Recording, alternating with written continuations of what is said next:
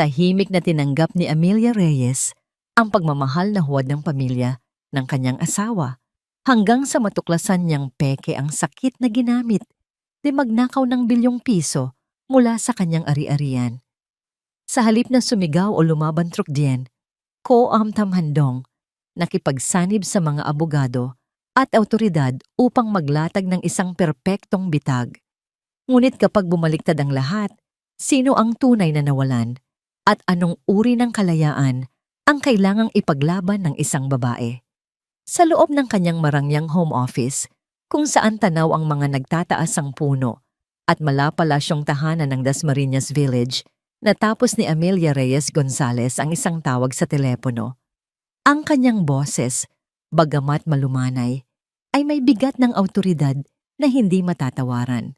"Yes, Mr. Tan. Please proceed with the transfer," sabi niya sa private bank manager sa kabilang linya. 2.8 billion pesos for Doña Imelda Gonzalez's medical fund in the US. As usual, all documents are in order. Isang paghingang malalim ang kanyang pinakawalan nang maibaba ang telepono. 2,800,000,000 piso.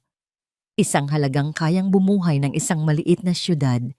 Ngunit para kay Amelia, hindi matutumbasan ng kahit anong pera ang buhay ng kanyang biyenan, ang babaeng itinuring na niyang pangalawang ina. Ang pag-aasawa niya kay Rafael Gonzalez ay hindi lang pag-iisang dibdib sa isang lalaki. Para sa kanya, ito ay pagpasok sa isang buong pamilyang matagal na niyang pinangarap. Ulila na sa mga magulang, nakita niya kay Doña Imelda ang isang ina, isang matriarch na may mainit na yakap at matatamis na salita, at gagawin niya ang lahat para sa pamilyang yon sa ipamunde. Lahasawat. Ang hapagkainan ng mga Gonzales ay sumisigaw sa karangyaan. Ang mahabang lamesang gawa sa nara ay napupuno ng mga pinakamasasarap na putahe at ang tunog ng mga kubyertos na tumatama sa mamahaling pinggan ay parang musika sa pandinig. "Amelia, hija," malamig na sabi ni Doña Imelda mula sa kabisera ng lamesa. Hinawakan nito ang kanyang kamay na nakapatong sa ibabaw ng mesa. Ang mga diamante sa daliri nito ay kumikinang sa ilalim ng ilaw mula sa aranyang kristal. "Hindi ko alam kung ano ang gagawin ng pamilyang ito kung wala ka. Ikaw ang aming anghel na tagapagligtas." Isang matamis na ngiti ang isinukli ni Amelia.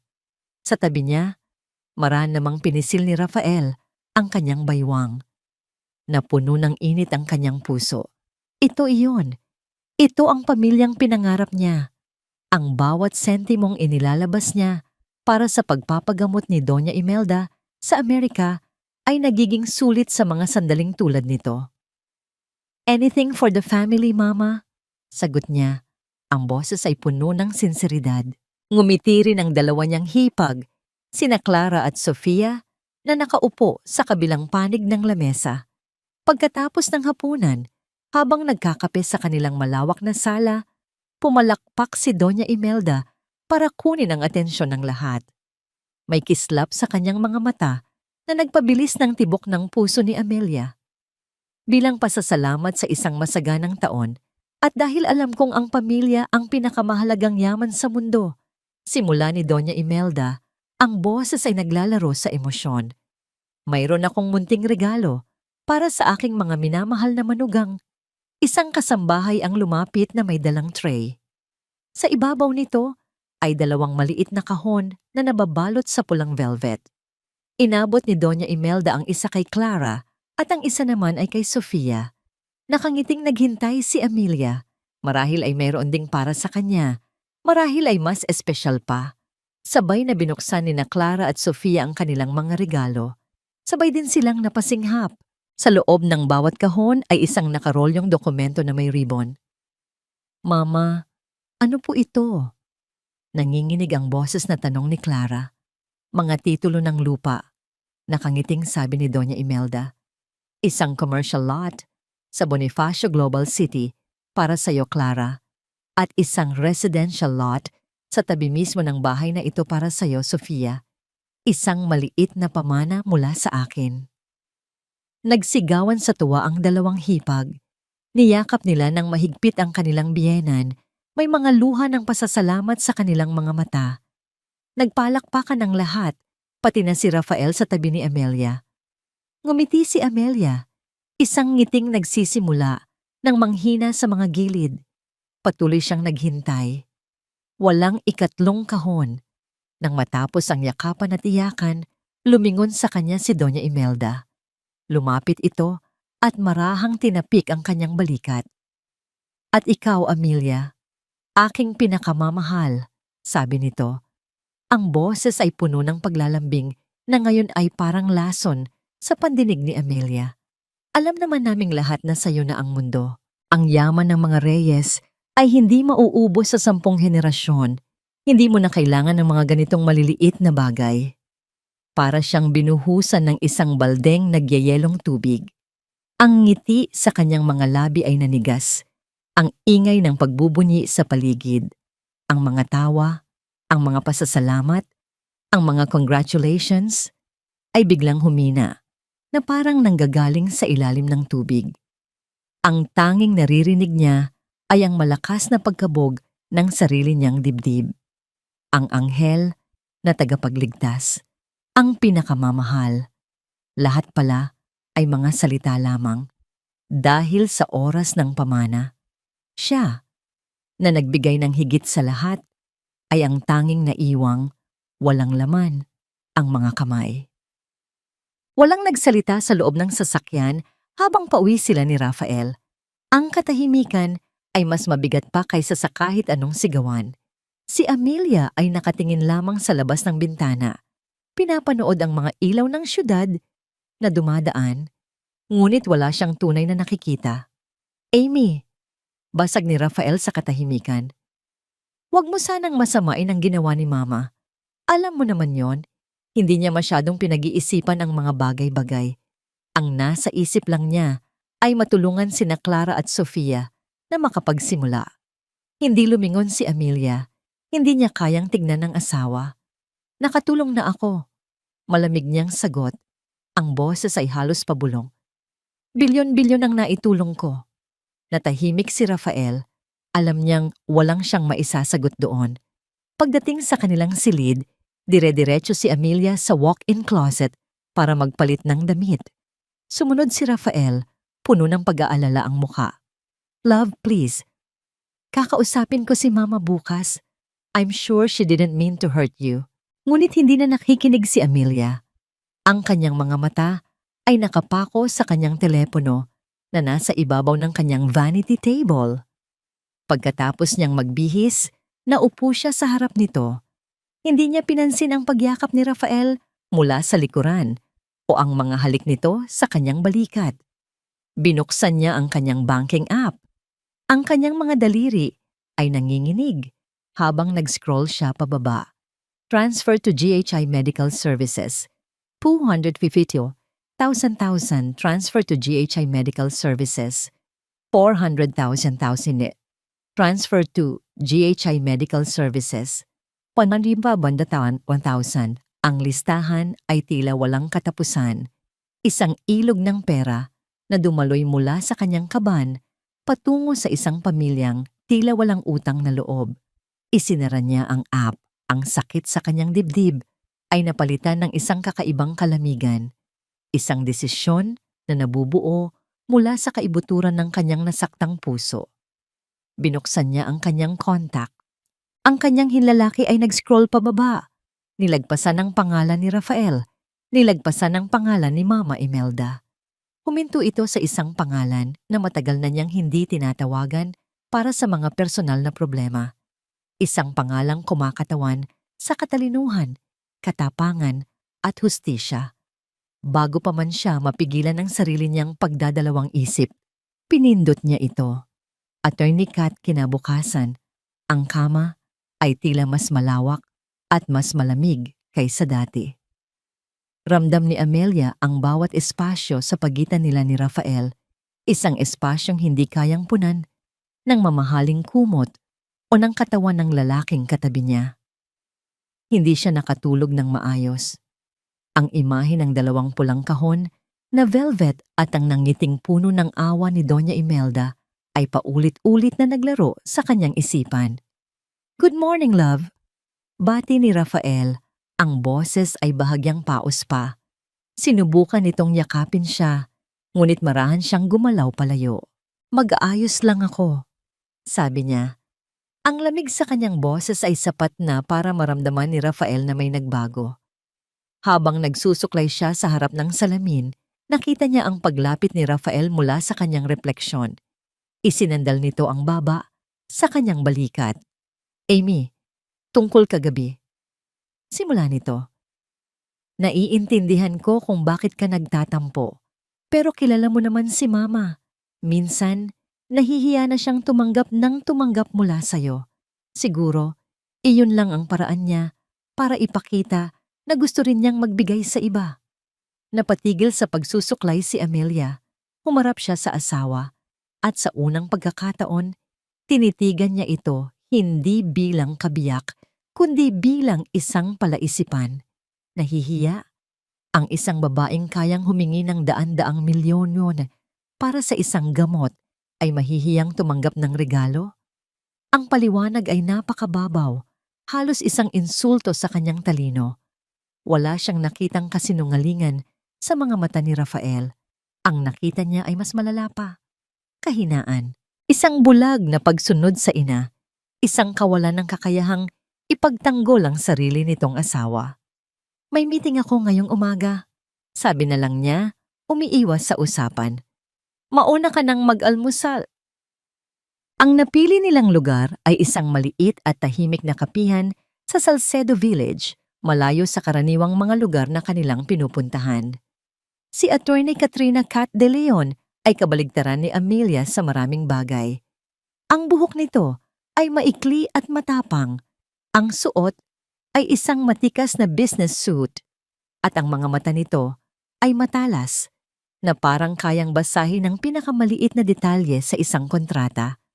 Pero higit sa pagiging abogado, si Cat ang pinakamatagal at pinakapinagkakatiwalaan niyang kaibigan.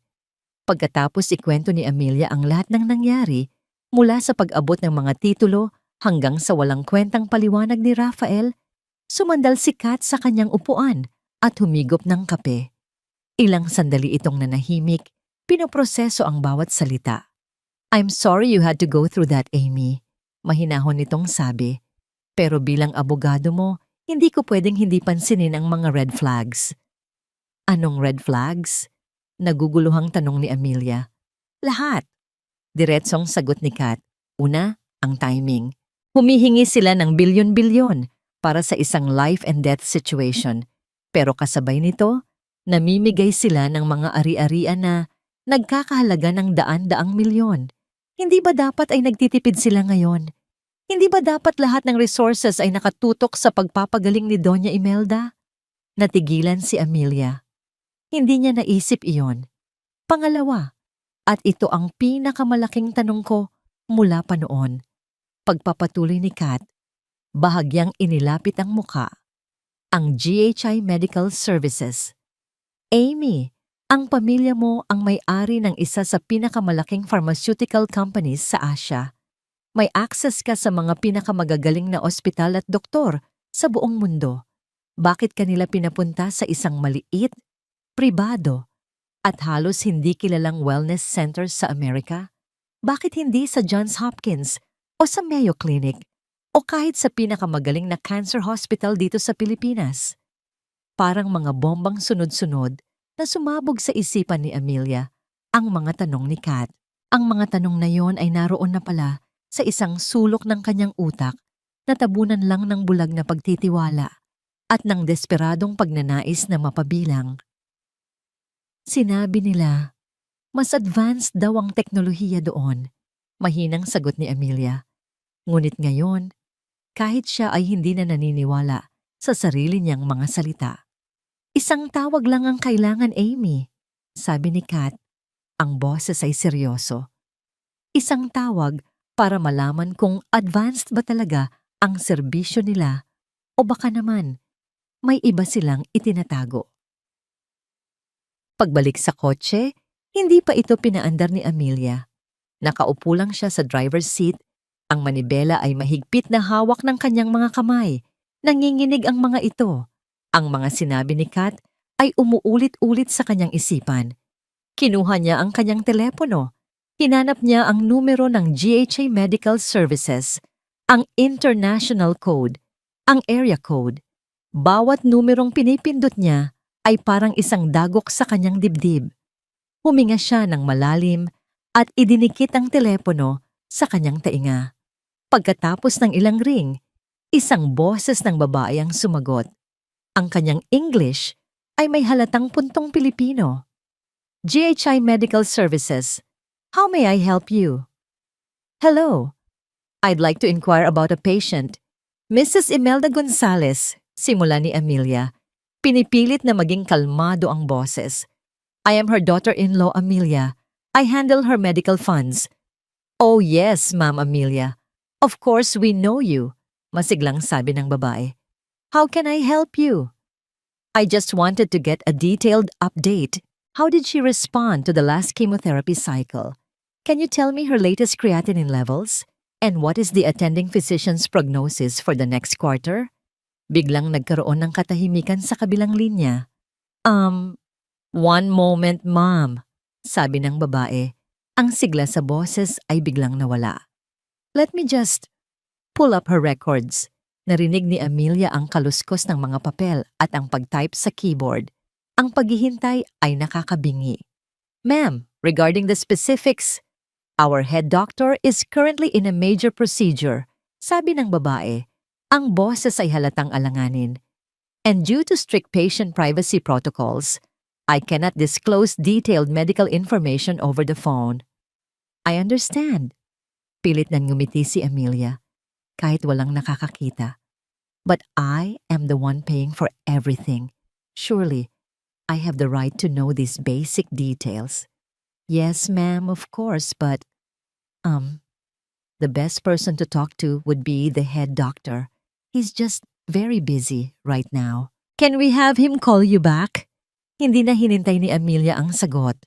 Ang pag-iwas, ang mga palusot, ang kawalan ng konkretong sagot sa mga simpleng tanong.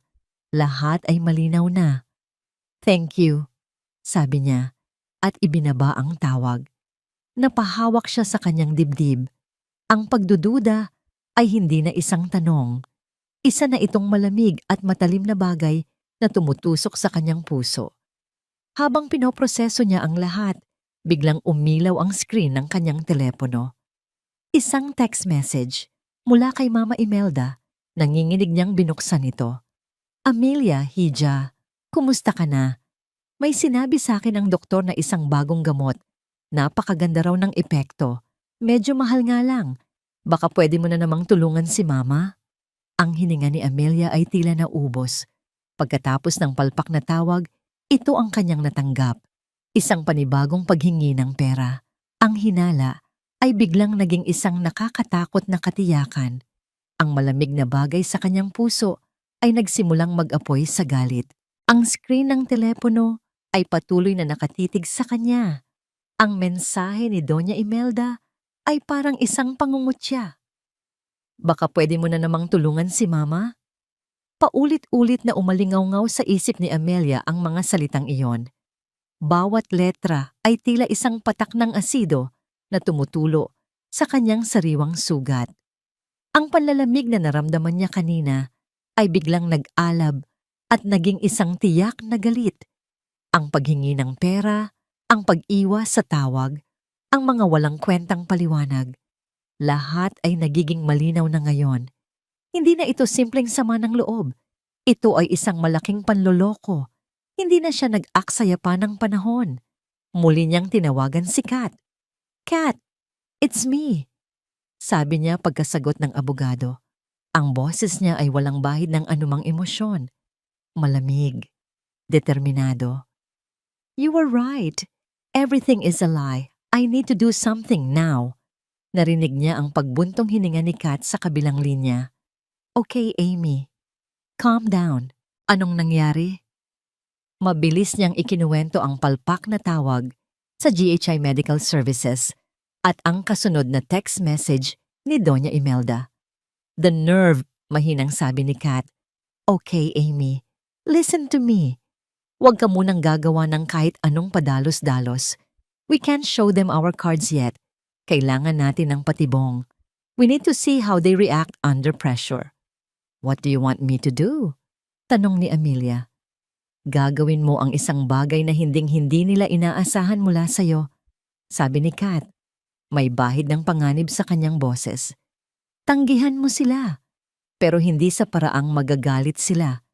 Gagamitin natin ang isang dahilan na hindi nila pwedeng questionin. Sabihin mong, may bigla ang problema sa kumpanya, isang malaking financial crisis, at dahil doon, kailangan mong i-freeze ang lahat ng major expenses, including her treatment fund. Natahimik si Amelia. Ang ideya ay mapanganib, ngunit napakatalino. Ito ang perpektong paraan para subukan ang tubig nang hindi siya malulunod. Gawin mo yan, Amy. Pagpapatuloy ni Kat. At pagkatapos, manood ka. Manood kang mabuti. Dahil ang reaksyon nila sa balitang yan ang magsasabi sa atin ng lahat ng kailangan nating malaman. Pagdating ng gabi, hinintay ni Amelia si Rafael sa kanilang sala.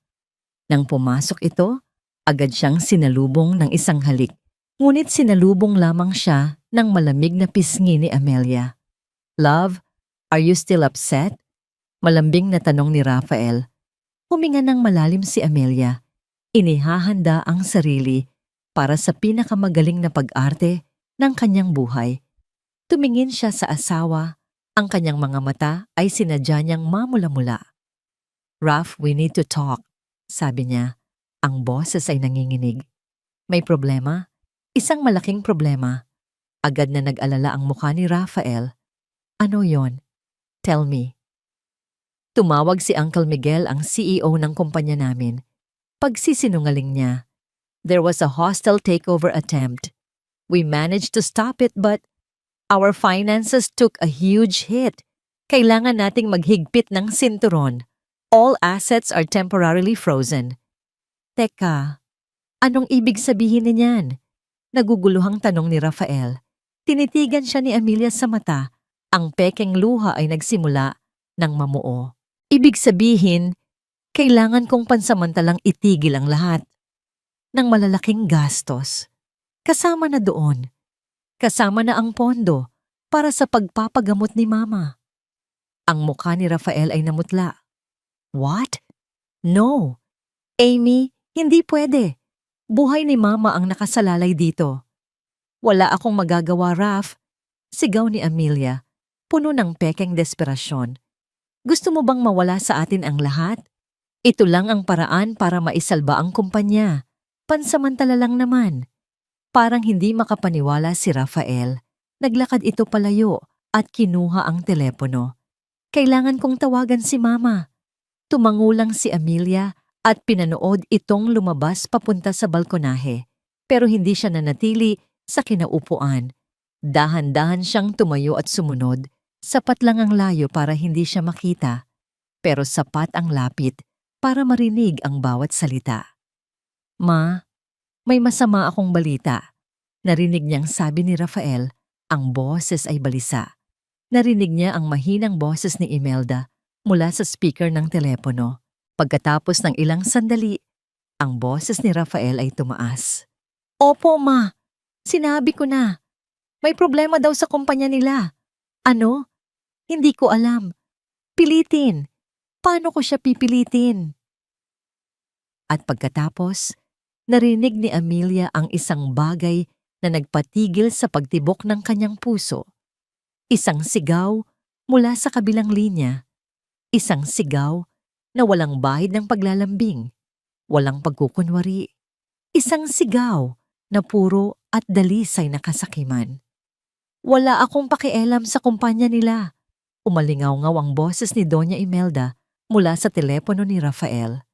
Gawan mo ng paraan, Rafael. Buhay ko ang pinag-uusapan dito. Pera niya yan. Pero buhay ko ito. Pilitin mo yung asawa mo kung kinakailangan. Napatakip si Amelia sa kanyang bibig para pigilan ang sariling mapasinghap. Ang babaeng nagpanggap na isang maamong tupa ay isa palang gutom na lobo at ang sarili niyang asawa ang tagapag-alaga nito. Ilang minuto pa, pumasok si Rafael mula sa balkonahe. Ang kanyang muka ay gusot. Ang mga mata ay namumula. Lumapit siya kay Amelia, hindi na malambing, kundi desperado. Amy, please. Pagmamakaawa nito. Kailangan mong gumawa ng paraan. Si Mama. Nag-aalala siya. Baka atakihin siya sa puso dahil sa stress. Hindi kumibo si Amelia. Tinitignan niya lang ang lalaking kaharap niya. Ang lalaking pinakasalan niya. Ang lalaking kasabwat sa panlolokong ito. Nag-usap na tayo, Rafael. Malamig niyang sagot. Wala akong magagawa. Meron. Meron kang magagawa. Giit ni Rafael. Ang boses ay tumataas. Amelia, for God's sake, buhay ng nanay ko ito. Hindi mo ba naiintindihan? O wala ka na lang talagang pakialam dahil sa nangyari kagabi? Ganon ka ba kababaw? Ang salitang mababaw ay tumama sa kanya na parang isang sampal. Siya, na nagbigay ng bilyon-bilyon, ay tinawag na mababaw. Isang tawa, isang mapait, at walang kagalakang tawa ang kumawala sa kanyang lalamunan. Tapos ka na? Tanong niya. Ang boses ay kasing lamig ng yelo. Natigilan si Rafael sa kanyang reaksyon. Umalis ka na sa harap ko, Rafael. Sabi niya, hindi na nakatingin dito. Gusto ko nang magpahinga. Walang nagawa si Rafael, kundi ang tumalikod at lumabas ng silid. Isang malakas na kalabog ng pinto ang iniwan nito. Naiwan si Amelia sa gitna ng malawak na silid na papaligiran ng katahimikan. Ang takot na naramdaman niya kanina ay nawala na. Ang pag-asa na sana ay nagkakamali lang siya ay tuluyan ng naglaho. Ang natira na lang ay tapang, isang tapang na isinilang mula sa matinding sakit at pagtataksil. Sa gitna ng kanyang pag-iisip, biglang tumunog ang kanyang telepono. Isang unregistered number, ngunit alam niyang sikat ito, gumagamit ng secure line. Amy, sabi ni Kat sa kabilang linya. Ang boses ay apurado at seryoso. Kailangan mong maupo para dito. Kat, anong meron? May ilang segundong katahimikan bago nagsalita si Kat. At ang mga sumunod na salitang binitawan nito ang tuluyang gumuho sa mundong kilala ni Amelia. Amy, may nalaman ako tungkol sa doktor ng biyenan mo, si Rico Gonzales. Naghukay ako ng malalim. Amy, hindi siya oncologist. Sa katunayan, tinanggalan na siya ng lisensya sa pagdodoktor 5 taon na ang nakalipas dahil sa medical fraud. Ang mga salita ni Kat ay parang kidlat na tumama sa bawat sulok ng tahimik na silid. Tinanggalan na siya ng lisensya. Medical fraud. Nabitawan ni Amelia ang kanyang telepono. Bumagsak ito sa makapal na carpet ng walang tunog. Ngunit sa kanyang pandinig, ang katahimikan na sumunod ay mas nakabibingi kaysa sa kahit anong pagsabog. Pekeng doktor. Ang lalaking pinagkatiwalaan niya ng bilyon-bilyong piso para sa buhay ng kanyang biyenan ay isang manloloko. Ang ibig sabihin lang nito ay isa lang din ang konklusyon. Ang sakit. Ang cancer na pinag-aalayan niya ng kanyang yaman, panahon at panalangin ay isang kasinungalingan. Isang napakalaking, napakamahal, at napakasakit na kasinungalingan. Isang malamig na pakiramdam ang gumapang mula sa kanyang mga paa paakyat sa kanyang buong katawan hanggang sa ang nanginginig niyang mga kamay ay naging manhid. Hindi ito sakit. Hindi ito lungkot. Ito ay galit. Isang dalisay at nagyayelong galit na hindi pa niya naramdaman sa buong buhay niya. Ilang sandali siyang nakatayo roon, nakatingin sa kawalan. Pagkatapos ay dahan-dahan niyang dinampot ang telepono. May email na mula kay Kat. Ang subject, Rico Gonzales, confidential. Nanginginig ang daliri niyang binuksan ito. Isang link ang lumitaw. Pag-click niya, Isang protektadong online file ang bumungad sa kanya. Isang kumpletong dossier. May mga nascan na legal na dokumento mula sa korte sa California. Mga artikulo mula sa mga lokal na pahayagan na nagdedetalye ng kanyang mga kaso ng panloloko. At ang pinakahuli, isang mugshot. Ang mukha ng lalaking nasa larawan, nakasuot ng orange na jumpsuit, ay ang parehong mukha na nakangiti sa kanya sa mga litratong ipinapadala ni Doña Imelda mula sa Amerika na nakasuot ng puting uniforme ng doktor. Ang hangin ay tila naubos sa kanyang mga baga. Napasandal siya sa pader. Ang kanyang mga tuhod ay biglang nanghina. Pagsisisi, iyon ang pumalit sa galit. Pagsisisi hindi sa perang nawala, kundi sa kanyang katangahan. Paanong naging ganito siya kabulag?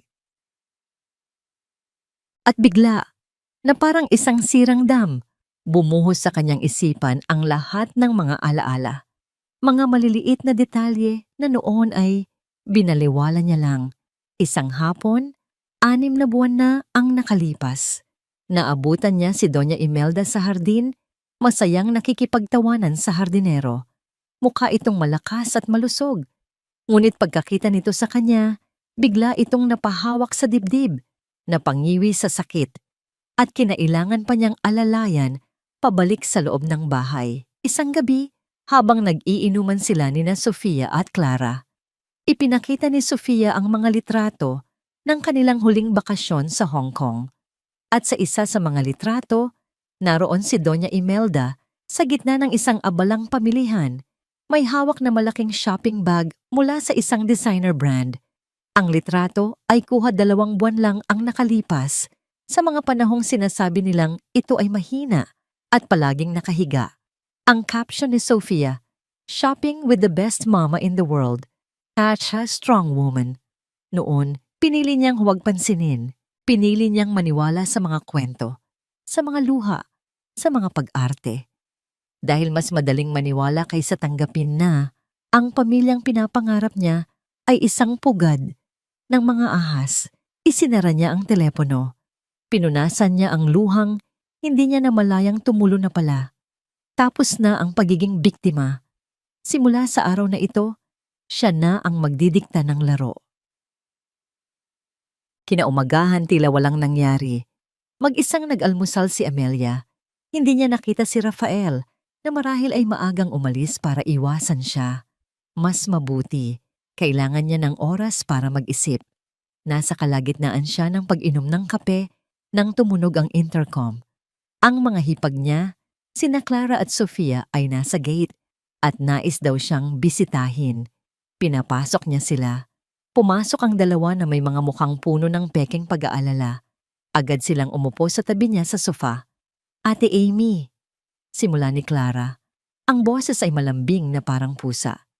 "Pinuntahan ka namin kasi sobrang nag-aalala na kami kay Mama. Hindi siya makatulog kagabi." Segunda naman ni Sofia, may panginginig pa sa boses. Iyak siya ng iyak.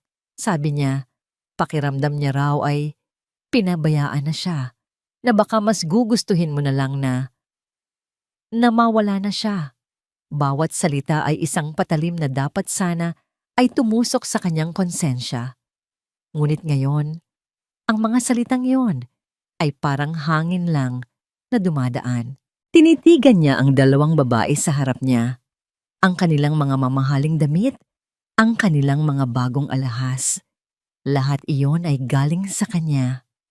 "Napakabigat ng epekto sa kanya ng pagtigil mo sa pondo, ate," sabi ni Clara, hinahawakan ng kanyang kamay. "Hindi namin siya nakitang ganito kalungkot at kawalan ng pag-asa. Paano kung may mangyaring masama sa kanya dahil sa stress? Hindi ba natin yon kakayanin?"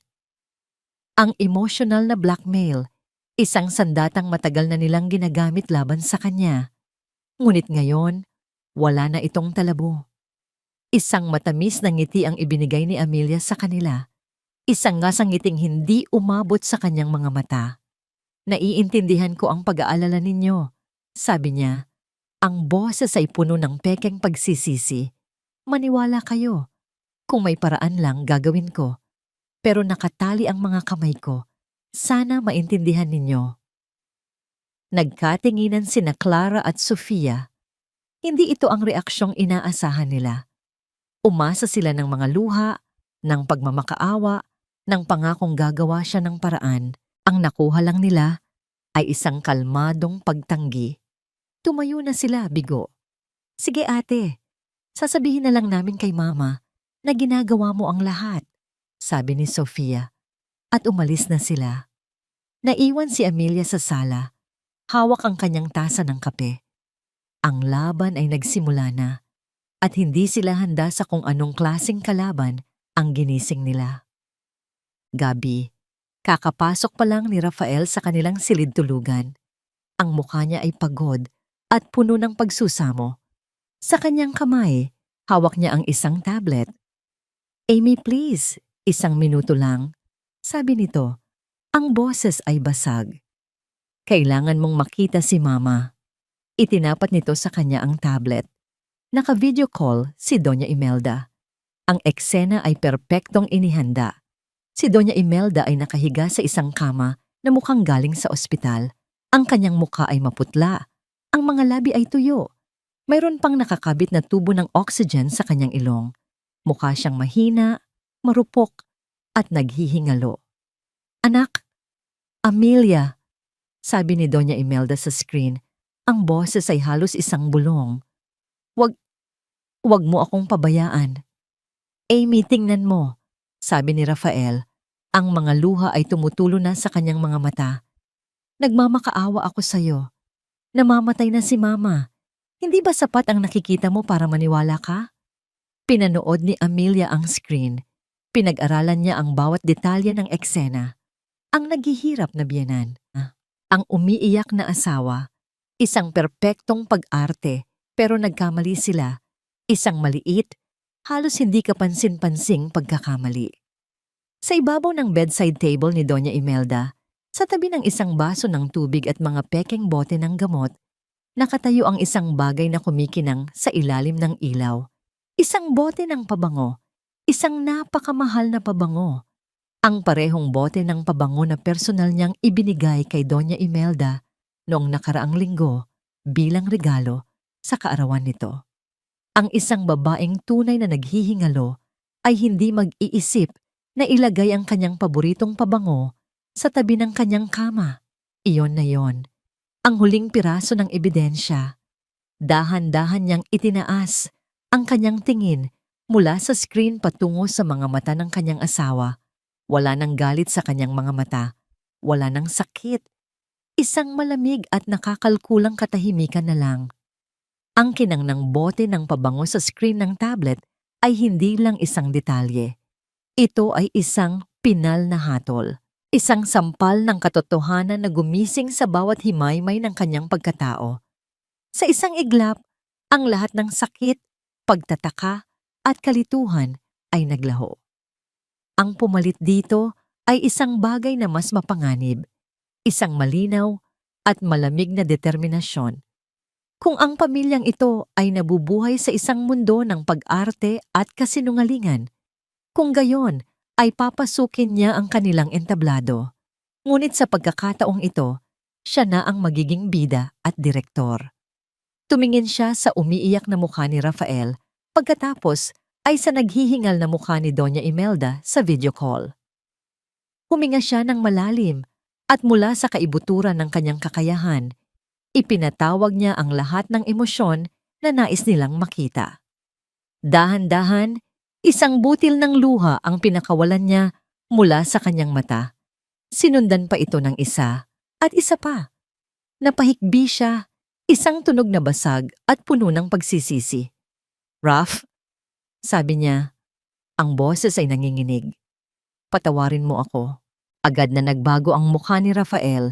Mula sa pagkainis ay napalitan ng pag-asa. Lumapit ito at niyakap siya. Shh, Amy, it's okay. Hindi, sabi ni Amelia.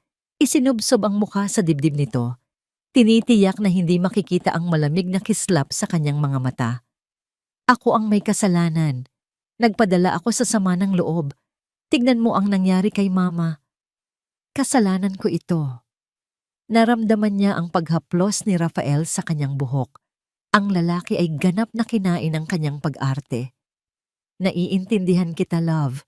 Nasaktan ka. Pero ang mahalaga, naiintindihan mo na ngayon kung ano ang mas importante. Mahinang sabi ni Rafael. Humiwalay siya sa pagkakayakap at humarap sa tablet, pinunasan ng kanyang mga pekeng luha. Sa screen, ang mukha ni Doña Imelda, na kanina'y puno ng paghihirap, ay napalitan ng bahagyang ngiti ng tagumpay. Isang nangiting pilit tinatago sa likod ng maskara ng pagkakasakit. Mama, Mama, naririnig niyo po ba ako? Sabi ni Amelia. Ang boses ay puno ng pagmamakaawa. Patawarin niyo po ako, Mama. Masyado po akong naging makasarili. Pangako po, aayusin ko ang lahat. Bukas na bukas din, gagawin ko ang lahat para maipagpatuloy ang pagpapagamot ninyo. Anak? Pabulong na sagot ni Imelda. Tila hirap na hirap magsalita. Alam kong hindi mo ako matitiis. Hindi po, Mama. Hinding-hindi, sabi ni Amelia. Pagkatapos ay huminga siya ng malalim, inihahanda ang kanyang patibong. Sa katunayan, Mama, may naisip na akong paraan para mas mapabilis ang paggaling ninyo. Ano yon? Tanong ni Imelda. Ang kuryosidad ay hindi na itago sa kanyang boses. Habang inaayos ko po ang pondo, naisip ko, bakit hindi natin hingin ang opinyon ng ibang espesyalista? Malumanay na sabi ni Amelia. May mga kaibigan ang pamilya namin sa Singapore, mga pinakamagagaling na oncologists sa buong Asia. Ang kailangan ko lang po ay ipadala ninyo sa akin ang kopya ng lahat ng inyong medical records mula sa GHE. Lahat ng tests, lahat ng findings, lahat ng diagnosis, para mapag-aralan nila at makapagbigay sila ng second opinion. Gusto ko lang pong makasiguro na ang pinakamagaling na pangangalaga ang natatanggap ninyo. Ang kanyang mga salita ay puno ng pag-aalala. Ang kanyang tono ay puno ng pagmamahal. Ngunit ang kanyang hiling ay isang perpektong bitag. Isang sandali ng katahimikan ang namayani. Nakita ni Amelia ang pagdaan ng panandaliang gulat sa mga mata ni Doña Imelda. Nagkatinginan sila ni Rafael. Nahuli sila sa isang sitwasyong hindi nila matatatanggihan. Paano nila sasabihing hindi sa isang alok na nagpapakita ng labis na pagmamalasakit nang hindi magmumukhang kahina-hinala? Sige anak, nauutal na sagot ni Imelda. Magandang ideya yan. Kakausapin ko si Dr. Rico. Salamat po, Mama, sabi ni Amelia. Isang matamis na ngiti ang sumilay sa kanyang mga labi. Isang ngingiting na ngayon ay may kahulugan na ng tagumpay. Magpagaling po kayo. Ako na po ang bahala sa lahat. Nang matapos ang tawag, niyakap siya ni Rafael ng mahigpit. Thank you, love. Thank you. You saved my mother's life. Hinalikan nito ang kanyang noo at masayang lumabas ng silid, marahil para ibalita sa mga kapatid ang mabuting balita. Naiwan si Amelia at sa paglaho ng kanyang asawa sa pinto, unti-unting naglaho rin ang malambot na ekspresyon sa kanyang mukha. Humarap siya sa salamin. Ang nakatingin pabalik sa kanya ay hindi na ang babaeng api at luhaan. Isang babaeng may matalas na tingin, isang general na naghahanda para sa isang digmaan ang kanyang nakita. Kinuha niya ang kanyang burner phone, isang teleponong para lamang sa mga usapan nila ni Kat. Nagdial siya. They took the bait, sabi ni Amelia, walang anumang emosyon sa kanyang boses. Wow, ang galing mong umarte, Amy. Pwede ka nang manalo ng FAMAS Award, sagot ni Kat. So they agreed to send the records? They had no choice, sabi ni Amelia. Sila na mismo ang gagawa ng ebidensya laban sa sarili nila, mga pekeng dokumento. That's a serious crime, right? Forgery, falsification of medical records. Yes, mas mabigat yan kaysa sa simpleng estafa. Kumpirma ni Kat. May pag-aalala sa boses ng abogado. Amy, mag-ingat ka. You're playing with fire. Sila ang nagsimula ng apoy, Kat. Sagot ni Amelia, ang boses ay kasing talim ng patalim. Nilalagyan ko lang ng gasolina. Just be careful. I'll be waiting for those documents. Once we have them, we have leverage. Malaki. Ibinaba ni Amelia ang tawag at huminga ng malalim. Ang unang bahagi ng plano ay matagumpay. Ngayon, kailangan niya lang maghintay. Lumipas ang 2 araw. Ang pakikitungo sa kanya ng pamilya Gonzales ay bumalik sa dati o mas naging matamis pa. Si Rafael ay palaging nasa tabi niya. Sina Clara at Sofia ay nagpadala pa ng mga bulaklak bilang pasasalamat. Ang lahat ay nagbabalik sa normal. Sa isang normalidad na ngayon ay alam niyang isang malaking kasinungalingan. Gabi ng 3 araw, habang nagbabasa siya sa kama, tumunog ang kanyang secure phone. Si Kat. Amy, sabi ni Kat. Ang tono nito ay iba. Hindi na ito ang tono ng isang abogado na nagbibigay ng payo. Ito ay tono ng isang taong nakatuklas ng isang bagay na mas malaki at mas nakakatakot. Nakuha mo na ba ang mga dokumento? Tanong ni Amelia. Wala pa. Hindi yan ang dahilan kung bakit ako tumawag. Seryosong sabi ni Kat. Amy, may mas malala pa akong nalaman. Habang hinihintay ko ang mga papeles, minabuti kong mas busisiin ang mga wire transfers na ginawa mo sa GHI. Napakunot ang noo ni Amelia. Anong meron doon? Nagkaroon ng ilang segundong katahimikan sa kabilang linya. At nang muling magsalita si Kat, ang mga salita nito ay tila isang malakas na suntok na nagpahinto sa pag-ikot ng kanyang mundo. Amy, ang pera.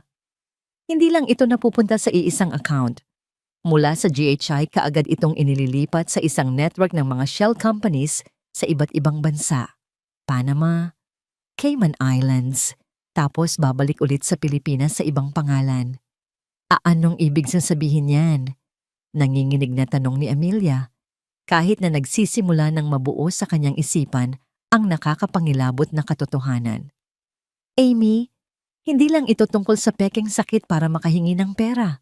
Sabi ni Kat, ang boses ay mabigat. Ang ginagawa nila, ang ginagawa mo nang hindi mo alam, ay mas malaki pa dyan. Kat, diretsuhin mo na ako. This is money laundering, Amy. Ginagamit nila ang sakit ni Doña Imelda bilang front at ang pera mo bilang kapital para maglinis ng maruming pera. At sa mata ng batas, dahil ikaw ang source ng pondo, kasama ka dito. Money laundering. Ang 2 salitang yon ay tila isang bomba na sumabog sa loob ng bungo ni Amelia. Ang telepono ay naging napakabigat sa kanyang kamay. Ang boses ni Kat sa kabilang linya ay tila nanggagaling sa isang malayong lugar. Kasama ka dito. Parang umikot ang buong silid. Napahawak siya sa pader para suportahan ang sarili. Ang pagiging biktima ng isang pamilyang mapanlinlang ay isang bagay. Ngunit ang malamang ginawa siyang kasangkapan, isang hindi nakakaalam na kasabwat sa isang malawakang operasyong kriminal ay ibang-iba. Mas malala, mas marumi. Paano? Iyon lang ang salitang nagawa niyang ibulong. Ang kanyang lalamunan ay tila pinipiga. Simple lang ang sistema nila, Amy. Paliwanag ni Kat. Ang boses ay kalmado, ngunit may bigat ng bakal. Ang pera mo ay malinis. Galing sa isang lehitimong source, ang yaman ng pamilya Reyes. Kapag ipinasok mo yan sa JHA para sa pagpapagamot, nagiging payment for medical services na ito. Pagkatapos, ang GHA na kontrolado ng kamag-anak nilang si Rico ay ililipat ang pera sa mga pekeng kumpanya bilang investment or payment for supplies. Paulit-ulit nilang ginagawa yan hanggang sa maging napakahirap ng i-trace kung saan nanggaling ang orihinal na pera. At kapag bumalik na yon sa Pilipinas sa pangalan ng ibang korporasyon na sila rin pala ang may-ari, malinis na ito. Pwede na nilang gastusin ng walang tanong mula sa gobyerno. Pinikit ni Amelia ang kanyang mga mata. Ngunit ang paliwanag ni Kat ay nagpinta ng isang napakalinaw at nakakasulasok na larawan sa kanyang isipan. Ang bawat bilyong ipinadala niya na may kalakip na panalangin para sa paggaling ay isa palang ladrilyo na ginamit nila para itayo ang kanilang imperyo ng kasinungalingan. Magpapadala ako sa iyo ng isang secure link, sabi ni Kat. Tingnan mo para maintindihan mo. Ilang sandali pa, umilaw ang kanyang laptop. Isang email mula kay Kat. Isang click, isang password at isang diagram ang bumungad sa kanya. Isang komplikadong network ng mga kahon at palaso. Sa pinakatuktok, naroon ang kanyang pangalan, Amelia Reyes Gonzalez. Mula sa kanyang pangalan, isang makapal na palaso ang nakaturo sa GHI Medical Services. At mula sa GHI, 10 mas maliliit na palaso ang nakaturo sa mga pangalan ng kumpanyang hindi pa niya narinig. Veridian Holdings, Panama, Pacific Rim Ventures, Cayman Islands, Azure Equities Inc., British Virgin Islands. At mula sa mga ito, pabalik-balik ang mga linya na parang isang sapot ng gagamba hanggang sa lahat ay bumagsak sa isang huling kahon sa ibaba. Gonzalez Prime Properties Corporation, ang kanilang real estate company, ang pinagmumulan ng kanilang karangyaan. Lahat ay pinunduhan niya, lahat ay nilinis gamit ang kanyang pera. Isang aalon ng pagkasuklam ang bumalot sa kanya, napakalakas, na para siyang masusuka. Hindi lang sila mga manloloko, hindi lang sila mga magnanakaw, sila ay mga professional na kriminal. At siya ang ginawa nilang bangko. Dahan-dahan na parang sa isang slow motion na pelikula, naramdaman niyang nanghina ang kanyang mga tuhod. Napaluhod siya. Pagkatapos ay napaupo sa malamig na sahig na gawa sa marmol. Napayakap siya sa sarili na para bang kaya niyang yakapin at pigilan ang pagguho ng kanyang buong pagkatao. Ang pakiramdam na marumi, ang pakiramdam na ginamit, ang pakiramdam ng sukdulang katangahan. Mas masakit ito kaysa sa kahit anong sampal, kaysa sa kahit anong sugat. Inalipusta nila hindi lang ang kanyang pera, kundi ang kanyang pagkatao, ang kanyang pangalan, ang kanyang pagtitiwala. Napahiga siya sa sahig, naging isang bola ng sakit at pagsisisi. Umiyak siya, hindi isang tahimik na pag-iyak, kundi isang hagulgol na nanggaling sa kaibuturan ng kanyang kaluluwa, isang tunog ng pagkawasak. Ang lahat ng pag-ibig na ibinigay niya ay ipinalit sa krimen. Ang lahat ng sakripisyo niya ay naging gasolina para sa kanilang kasakiman. Ngunit sa gitna ng pagguho, habang ang kanyang mga palad ay nakadikit sa malamig na sahig, isang bagong pakiramdam ang nagsimulang gumapang sa kanyang sistema. Isang kislap, isang maliit na baga ng apoy sa gitna ng nagyayelong abo ng kanyang puso. Galit. Isang matinding galit. Isang galit na nagsimulang sunugin ang kanyang mga luha. Isang galit na nagpatuyo sa kanyang mga hikbi. Isang galit na nagbigay ng lakas sa kanyang mga nanghihinang kalamnan. Dahan-dahan, itinukod niya ang kanyang mga kamay sa sahig. Itinulak niya ang sarili pataas. Una, paluhod. Pagkatapos, patayo. Nanginginig ang kanyang mga binti, ngunit tumayo siya. Naglakad siya papunta sa malaking salamin sa kanyang silid. Tinitigan niya ang kanyang refleksyon. Ang babaeng nakatingin pabalik ay may magulong buhok, may namumugtong mga mata, may bahid ng luha sa pisngi. Isang biktima, isang talunan, isang tanga. Pero habang patuloy niyang tinititigan ang sarili, may nagbago sa kanyang mga mata. Ang apoy ng galit ay hindi namatay. Sa halip, ito ay nagtipon, naging mas puro, hanggang sa ito ay naging isang nagyayelong determinasyon. Ang babaeng biktima sa salamin ay unti-unting naglaho. Ang pumalit ay isang estranghero, isang babaeng may mga matang matigas na parang diamante, mga matang nakakita na ng pinakamatinding pagtataksil at hindi na muling matatakot pa. Pinunasan niya ang huling bakas ng luha sa kanyang pisngi. Hindi gamit ang likod ng kanyang palad na parang isang bata, kundi gamit ang dulo ng kanyang mga daliri na parang nag-aalis ng isang maliit na dumi. Iyon na ang huling luhang ipapatak niya para sa kanila. Tapos na! Bulong niya sa sariling refleksyon. Kinuha niya ang burner phone na nasa sahig. Ang kanyang kamay, na kanina'y nanginginig, ay ngayon ay napakatatag. Muli niyang tinawagan si Kat. Amy, Diyos ko, ayos ka lang ba? Bungad ni Kat. Puno ng pag-aalala ang boses. Ayos lang ako, Kat. Sagot ni Amelia. Ang kanyang boses ay iba na. Wala na ang panginginig. Wala na ang hikbi. Ito ay kalmado, kontrolado, at may lamig na nakakapangilabot. Natahimik si Kat sa kabilang linya. Marahil ay nabigla sa biglang pagbabago ng kanyang tono. Amy? Mali ka sa isang bagay na sinabi mo kanina. Pagpapatuloy ni Amelia. Sinabi mong kasama ako dito. Hindi ako kasama. Ginawa nila akong kasangkapan. At ang isang kasangkapan, Kat, ay pwedeng gawing armas. Isang mahabang katahimikan. Anong plano mo? Tanong ni Kat. Ang boses ay seryoso na. Kinikilala ang bagong Amelia na kausap niya. Hindi na lang diborsyo ang gusto ko, sabi ni Amelia. Ang bawat salita ay may bigat. Hindi na lang ang pera ko ang gusto kong mabawi. Gusto ko ng hustisya. Gusto kong makita silang bumagsak. Gusto kong harapin nila ang batas para sa bawat sentimong ninakaw nila at sa bawat kasinungalingang sinabi nila. Gusto kong kunin pabalik ang lahat, pati na ang kapangyarihang inakala nilang nakuha nila mula sa akin.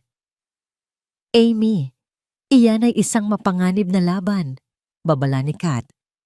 Hindi lang sila simpleng pamilya ng mga manloloko, organisado sila. Kung gayon, kailangan din nating maging organisado, sagot ni Amelia. Ikaw ang utak, ako ang pondo. Gagamitin natin ang sarili nilang laro laban sa kanila. Habang nagsasalita siya, isang tunog ng notifikasyon ang narinig niya mula sa kanyang laptop. Isang bagong email mula kay Rafael. Ang subject, Mama's Medical Records. Kat, sabi ni Amelia, isang maliit at mapanganib na ngiti ang sumilay sa kanyang mga labi. Mukhang nagsisimula na ang swerte sa panig natin. Ipinadala na nila. Good, sabi ni Kat. That's the first piece of hard evidence. Ipadala mo sa akin agad. Hayaan mong pag-aralan ng team ko. Binuksan ni Amelia ang email. Nandoon, naka-attach ang isang PDF file. Pinangalanan pa itong Doña Imelda Gonzalez. Official Diagnosis and Treatment History. Binuksan niya ito.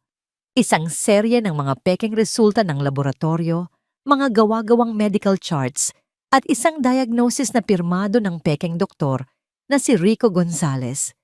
Ito ang dokumentong dapat sana ay magpapatunay sa kanilang kasinungalingan, ang susi sa kanilang panloloko.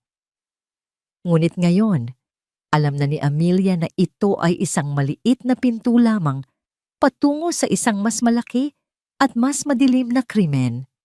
Ang dokumentong ito na ipinadala nila nang may buong pag-aakala na hawak pa rin siya sa kanilang mga palad, ang magiging simula ng kanilang pagbagsak. Tinitigan niya ang pekeng pirma ni Rico Gonzalez. Napakalinaw, napakadaling patunayan na peke. Isang malamig na tawa ang kumawala sa kanyang lalamunan. Kat, sabi niya sa telepono, ang boses ay isang mahinang bulong na puno ng pangako ng paghihiganti. Ipinadala na nila ang ebidensya. Nagkaroon ng sandaling paghinto. Kakapit sila sa kasong ito para iligtas ang sarili nila, pero hindi nila alam na ito mismo ang magiging pabigat sa kanila. Tumingin siya sa screen ng laptop sa mga kasinungalingang nakatype doon. Kat, ulit niya, kabibigay lang nila sa atin ng lubid na ipambibigti sa kanila. Ang mga nakaraang araw ay parang isang panaginip para kay Rafael. Ang Amelia, na malamig at malayo, ay naglaho na.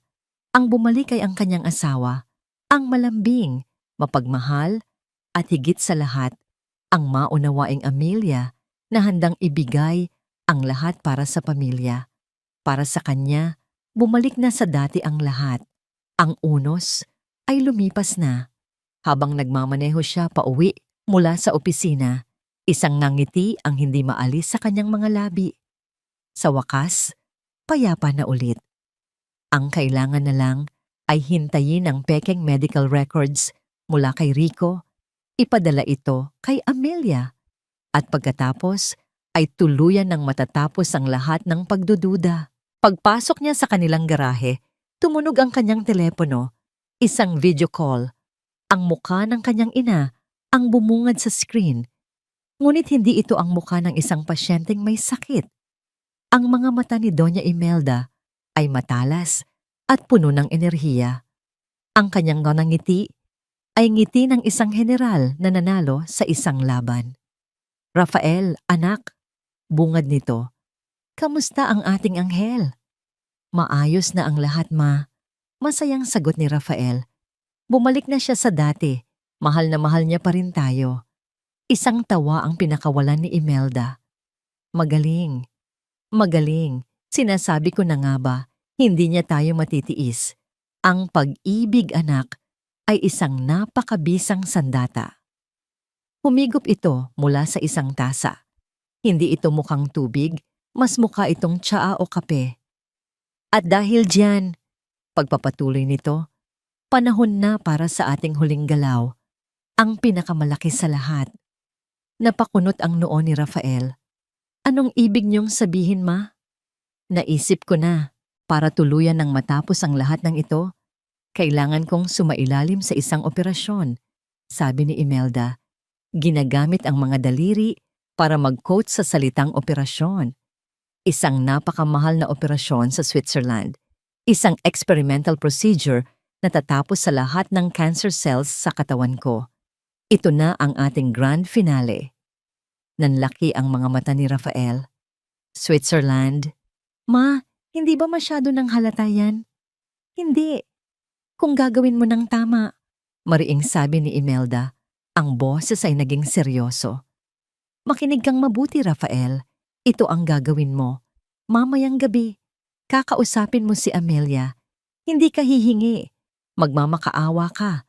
Luluhod ka kung kinakailangan. Ipaalala mo sa kanya ang lahat. Ang araw ng kasal ninyo. Ang mga pangarap ninyo. Sabihin mong ito na ang huling pakiusap. Ang isang pagkakataon para tuluyan na akong gumaling at para makapagsimula na kayo ng sarili ninyong pamilya nang walang inaalala. Gawin mong madamdamin. Gawin mo siyang bida. Gawin mo siyang tagapagligtas. Naiintindihan mo ba?" Napalunok si Rafael. Isang bahagi ng kanyang pagkatao ang nakaramdam ng hiya.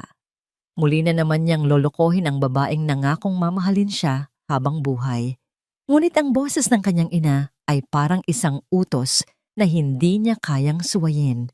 At ang pangako ng mas malaking pera, isang halagang tuluyan ng mag-aangat sa kanilang pamilya sa pinakatuktok, ay napakatamis na tukso. "Oo po, ma," sagot niya, tinatabunan ng kaba sa kanyang dibdib.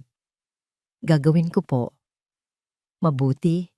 Dahil pagkatapos nito, Rafael, sabi ni Imelda, isang mapanganib na kislap ang lumitaw sa kanyang mga mata. "Hindi na natin siya kakailanganin pa." Hinintay niya ang tamang pagkakataon. Hinintay niyang matapos maghapunan si Amelia. Hinintay niyang makapagbasa ito sa kanilang silid. Ang eksena ay perpekto, tahimik, pribado, at intimate. Dahan-dahan siyang lumapit at naupo sa gilid ng kama. Marahan niyang hinawakan ng kamay nito, inaalis ang librong hawak. "Amy," simula niya, ang boses ay malumanay at puno ng pagmamahal. Tumingin ito sa kanya. Ang mga mata ay kalmado. "Yes, Raf? Naaalala mo pa ba noong kinasal tayo?" Tanong niya. Hinahaplos ang likod ng palad nito. "Sa ilalim ng araw sa Batangas, sabi mo noon, handa kang gawin ang lahat para sa pamilyang bubuuin natin. At ginawa mo nga. Ikaw ang naging ilaw ng pamilya Gonzales, Amy." Ikaw ang nagbigay sa amin ng pag-asa. Nakikinig lang si Amelia, hindi kumikibo. Para kay Rafael, ito ay isang magandang senyales. Umipekto ang kanyang mga salita. May sinabi ang mga doktor kay Mama. Pagpapatuloy niya, pinipiga ang emosyon sa kanyang boses. May isang pagkakataon pa, isang operasyon, isang huling pagkakataon para tuluyan na siyang gumaling. Pero napakamahal. At sa ibang bansa pa, tinitigan siya ni Amelia at sa isang sandali, nakita ni Rafael ang sarili sa refleksyon ng mga mata nito. Nakita niya ang isang desperadong lalaki, isang sinungaling. Ngunit mabilis niyang iwinaksi ang isiping iyon. Para ito kay Mama. Para ito sa pamilya. Amelia, mahal ko, sabi niya. At sa isang iglap, lumuhod siya sa sahig sa tabi ng kama. Hinawakan ang dalawang kamay nito. Tumingala siya dito. Ang kanyang mga mata ay sinadya niyang basain ng luha. Nagmamakaawa ako sa'yo. Ito na ang huling pakiusap. Pagkatapos nito, tapos na ang lahat ng paghihirap. Pagkatapos nito, tayo naman. Makakapag-focus na tayo sa pagbuo ng sarili nating pamilya. Ikaw, ako, at ang mga magiging anak natin. Please, Amy, isa na lang. Iligtas mo ang nanay ko sa huling pagkakataon. Ang kanyang pag-arte ay perpekto. Ang bawat salita, bawat hikbi, bawat luha ay kalkulado. Huminto ang mundo habang hinihintay niya ang sagot nito. Ang sagot na magdidikta ng kanilang kinabukasan. Isang mahabang katahimikan ang namayani. Inalis ni Amelia ang isang kamay mula sa pagkakahawak niya at dahan-dahan itong ipinatong sa kanyang pisngi. Ang kanyang haplos ay malambot, ngunit may kakaibang pakiramdam, parang malamig. Tumingin ito sa kanya at sa ilaw ng lampshade, nakita ni Rafael ang isang kakaibang emosyon sa mga mata nito. Hindi awa, hindi pag-ibig, isang bagay na hindi niya mapangalanan, isang bagay na malalim at tahimik. Ngunit binaliwala niya ito, inakalang ito ay bigat lang ng desisyon. At pagkatapos, nagsalita ito. Ang boses nito ay kalmado, halos isang bulong. Sige, sabi ni Amelia. Marahang pinupunasan ang kanyang mga pekeng luha. Gagawin ko. Napuno ng labis na kagalakan si Rafael. Tagumpay. Te talaga, Amy? Tumango ito. Isang maliit na ngiti ang sumilay sa mga labi. Oo, gagawin ko. Para kay Mama at para sa'yo. Hindi napansin ni Rafael ang lamig sa likod ng mga salitang iyon. Hindi niya napansin na ang ngiti ni Amelia ay hindi umabot sa kanyang mga mata. Ang tanging nakita niya ay ang pagsang-ayon. Ang tanging narinig niya ay ang pangako ng mas maraming pera. Sa sobrang tuwa, niyakap niya ito ng mahigpit. Hindi namamalayan na ang babaeng kayakap niya ay hindi na ang anghel na kanyang kilala, kundi ang berdugo na maglalagay ng kanilang mga ulo sa chopping block. Ang pagsang-ayon ni Amelia sa huling pakiusap ni Rafael ay hindi isang pagsuko. Ito ang hudyat ng pagsisimula ng pinakamalaking yugto ng kanyang plano. Ang mga sumunod na araw ay ginugol niya sa paggalaw ng may kalkuladong katiyakan na parang isang grandmaster ng chess na nakikita na ang lahat ng posibleng galaw sa board. Ang unang hakbang ay ang pinakamapanganib. Sa isang hindi nagpapakilalang conference room, sa isang gusali sa Ortigas, isang lugar na walang koneksyon sa mga Reyes o Gonzales, nakipagkita sina Amelia at Kat sa dalawang seryosong lalaki na nakasuot ng simpleng barong. Hindi sila mga ordinaryong abogado, sila ay mga investigador mula sa Anti-Money Laundering Council, AMLC. Mrs. Gonzales, simula ng mas nakatatandang investigador, si Direktor Santos, habang tinitignan ang diagram ng money laundering na inihanda ni Kat. Ang kasong ito ay mas malaki kaysa sa inaasahan namin. Ang inyong asawa at biyenan ay gumagamit ng isang napakakomplikadong sistema. At ginagamit nila ako bilang source at front. Malamig na sabi ni Amelia. Naiintindihan ko po iyon. Kaya narito ako. Gusto ko silang mahuli, hindi lang sa pagnanakaw sa akin, kundi sa mismong krimen na ginagawa nila. May plano kami, sabi ni Kat. Inilatag ang isang folder sa mesa. Isang huling transaksyon, isang napakalaking halaga, sapat para hindi nila matanggihan. Ito ang magiging pain. Ngunit kailangan namin ang tulong ninyo para ma-flag ang transaksyon sa tamang oras at matrace ang daloy nito ng live. Nagkatinginan ang dalawang investigador. Ito ay isang live sting operation, Mrs. Gonzalez. Babala ng mas batang ahente, si Agent Cruz. Mapanganib, kung makahalata sila, hindi sila makakahalata. Tiyak na sabi ni Amelia, ang kanyang boses ay puno ng kumpiyansa na nagpatigil sa lahat. Dahil sa mga oras na ito, ang tingin nila sa akin ay isang talunang aso na muling bumabalik sa kanyang mga amo. Ang kanilang kasakiman at pagiging kampante ang magiging pinakamalaki nating armas. Tumango si Director Santos, kumbinsido.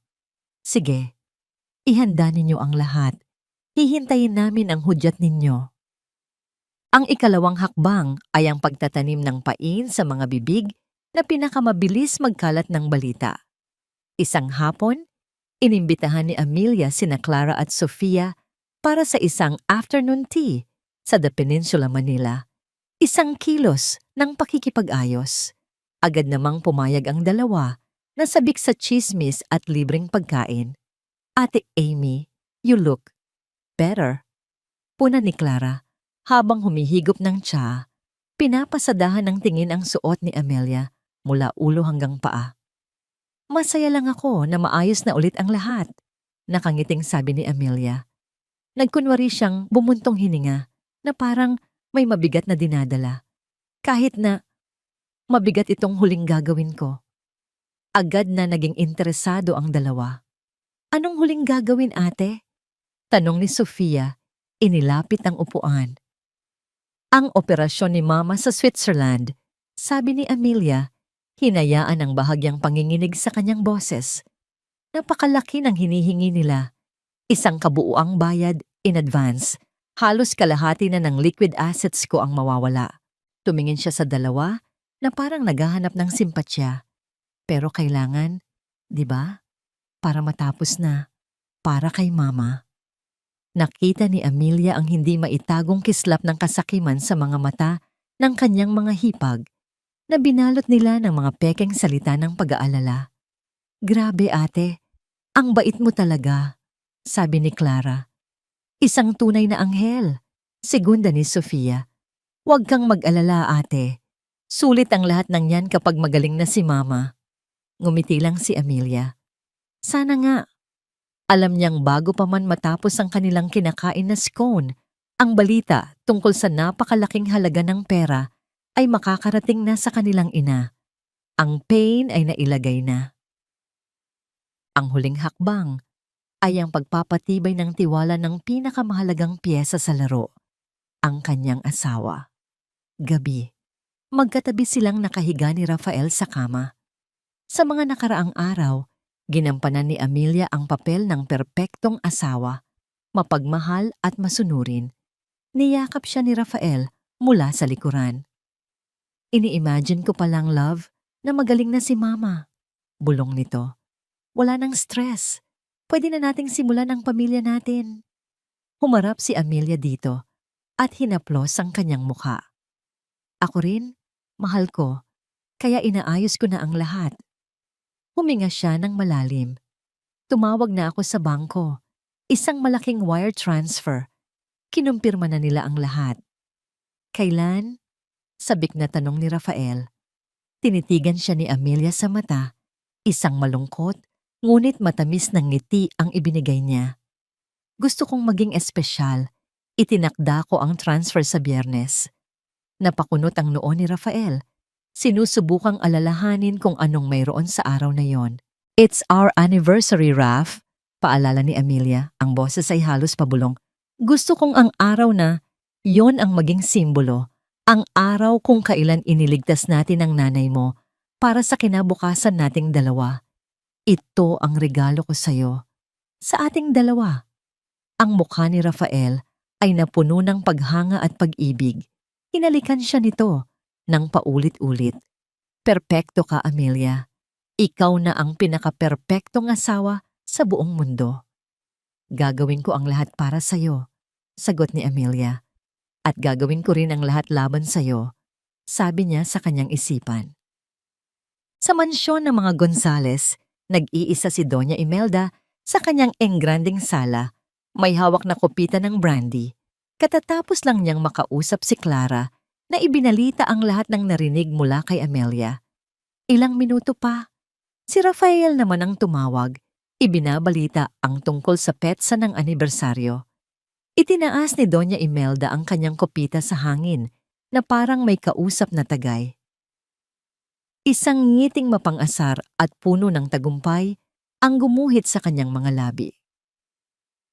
Ang matalinong isda, bulong niya sa sarili. Sa huli, sa sariling bibig pa rin nahuhuli. Nilagok niya ang brandy. Ang kanyang isipan ay lumilipad na. Binibilang ang mga milyon na malapit ng mapa sa kanya. Pinaplano ang mga bagong negosyo at mga bagong luho. Ang kanyang manugang, ang kanyang gintong gansa, ay mangitlog na sa huling pagkakataon. At pagkatapos noon, at ang isdang ito, sabi niya sa katahimikan ng gabi, ubos na ang silbi. Huwebes ng gabi, bisperas ng pinakahihintay na araw. Sa engrandeng hapagkainan ng mga Gonzales, ang hangin ay puno ng hindi maipaliwanag na kagalakan. Hindi ito isang ordinaryong hapunan. Ito ay isang tahimik na pagdiriwang, isang selebrasyon para sa tagumpay na abot kamay na. Pinagmasdan ni Doña Imelda ang kanyang pamilya. Si Rafael, sa tabi ni Amelia, ay nagpapakita ng labis na pagmamahal. Bawat galaw ay puno ng pasasalamat. Sina Clara at Sofia, kasama ang kani-kanilang mga asawa, ay hindi maalis ang mga ngiti sa kanilang mga labi. Ang kanilang mga mata ay kumikinang sa pag-asam. At si Amelia, ang sentro ng lahat ng ito, ay kalmado lang, nakangiti at ginagampanan ang papel ng isang mapagmahal na asawa at manugang ng walang kamali-mali. Isang perpektong tanga, isip ni Imelda habang humihigop mula sa kanyang kopita ng mamahaling red wine. Sa loob-loob niya, halos naaawa siya sa babae. Napakayaman, napakaganda, ngunit napakadaling utuin. Ang pag-ibig para kay Imelda ay isang kapansanan, isang kahinaan na dapat samantalahin, isang tagay, sabi ni Imelda. Itinaas ang kanyang kopita. Para sa pamilya, para sa kalusugan, at para sa isang masaganang kinabukasan. Para sa pamilya, sabay-sabay nilang sagot. Ang tunog ng kanilang mga baso na nag-uumpugan ay umalingaw-ngaw sa silid. Tanging si Amelia lang ang nagtaas ng baso nang hindi umiimik. Isang maliit at hindi mabasa ng ngiti ang nasa kanyang mga labi. Pagkatapos ng hapunan, habang nagkakape sila sa sala, kinausap ni Imelda ang kanyang mga anak. Rafael, siguraduhin mong bukas, pagkatapos ng transfer, ay aalagaan mong mabuti ang asawa mo. Sabi niya, may diin sa salitang aalagaan. Dalhin mo siya sa isang mamahaling restaurant. Bilhan mo ng alahas. Gawin mong abala. Ayokong mag-isip siya ng kung ano-ano.